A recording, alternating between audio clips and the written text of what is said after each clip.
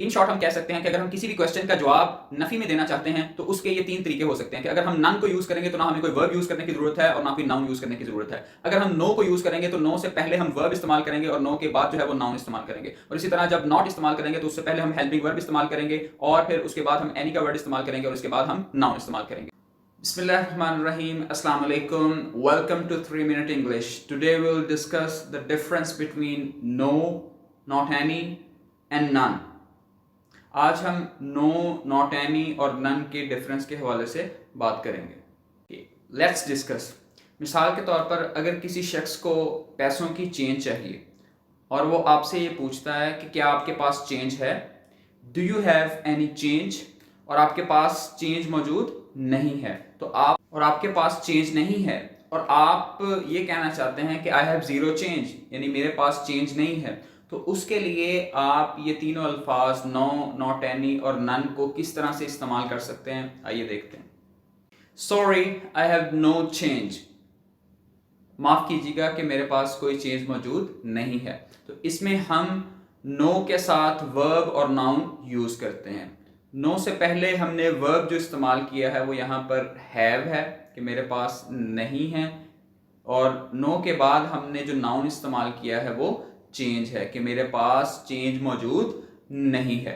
इसी बात को कहने का दूसरा तरीका क्या हो सकता है, sorry I don't have any change, माफ़ कीजिएगा कि मेरे पास कोई चेंज अवेलेबल नहीं है। यहाँ पे हमने नॉट का और एनी का इस्तेमाल किया है। इस सेंटेंस में हमने डोंट के बाद वर्ब इस्तेमाल किया है यानी हैव, और उसके बाद हमने एनी इस्तेमाल किया है और फिर उसके बाद चेंज जो है वो बतौर नाउन इस्तेमाल किया गया है। तो हम यूँ कह सकते हैं कि आई don't have any change, meaning उसका सेम होगा लेकिन ये कहने का मुख्तलिफ अंदाज होगा।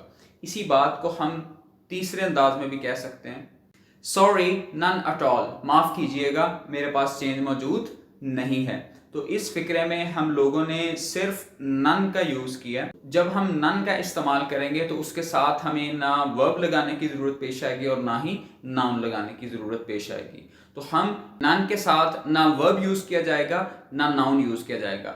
अगर हम नॉट को यूज़ करेंगे तो नॉट से पहले हमें हेल्पिंग वर्ब यूज़ करना पड़ेगा और उसके बाद हमें एनी का वर्ड यूज़ करना पड़ेगा और उसके बाद हमें नाउन यूज़ करना पड़ेगा। इसी तरह नो से पहले हमें वर्ब यूज़ करना पड़ेगा और नो के बाद जो है वो हमें नाउन यूज़ करना पड़ेगा। तो आप इसकी तीनों ये पॉसिबल सूरतें हो सकती हैं। आइए इसको मज़ीद प्रैक्टिस करते हैं। मिसाल के तौर पर आपसे ये अगर आपसे कोई ये पूछता है कि आपके पास पैसे हैं, do you have any money, और अगर आपके पास पैसे नहीं हैं तो इसके पॉसिबल आंसर्स क्या हो सकते हैं, sorry I have no money, माफ़ कीजिएगा मेरे पास पैसे मौजूद नहीं है, या sorry I don't have any money, माफ़ कीजिएगा मेरे पास कोई पैसा मौजूद नहीं है। या इसका तीसरा पॉसिबल आंसर हो सकता है नन एट ऑल, मेरे पास बिल्कुल भी पैसे मौजूद नहीं है। इसी तरह आपसे अगर कोई ये क्वेश्चन करता है, do you have any time to learn Islam, क्या आपके पास दीन सीखने के लिए वक्त है, अगर आपका जवाब अगर खुदा न खास्ता आंसर्स क्या हो सकते हैं, sorry I have no time, माफ़ कीजिएगा मेरे पास टाइम नहीं है।